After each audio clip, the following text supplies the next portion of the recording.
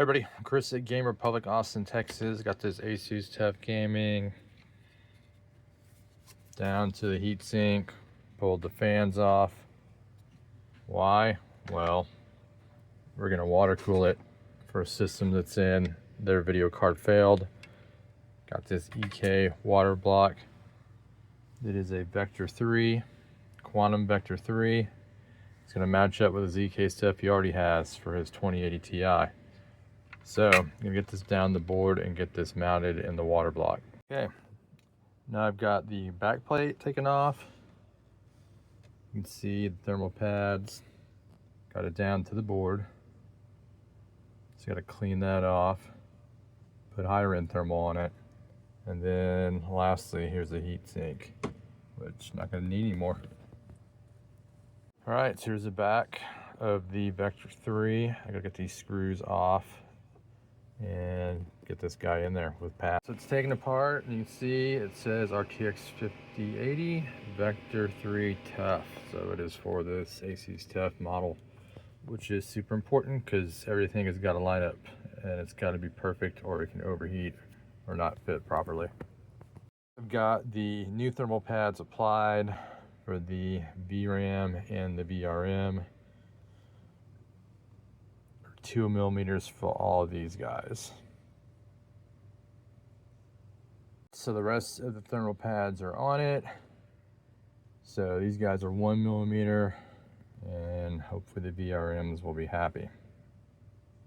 All right, so got thermal on it and got it placed on the block, and now I got to screw it in with all the washers and the screws, and then almost there to where we're ready to actually get it mounted in the system. Okay, got the screws in to get it hooked up to the water block, and also the retention bracket to the back of the GPU chip itself. And now we have to put the thermal on the back of the infamous power connector. So that's always something you're going to worry about, because this 12-pin, we've seen the horror stories on this guy. This will keep it cooler, and hopefully that means no melting. It's triple 1mm pads stacked on each other. So next is time for the back plate. All right, got it placed. Just got to screw them all in.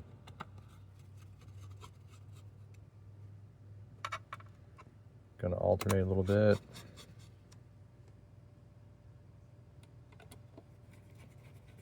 Kind of like you would on the tires and lug nuts.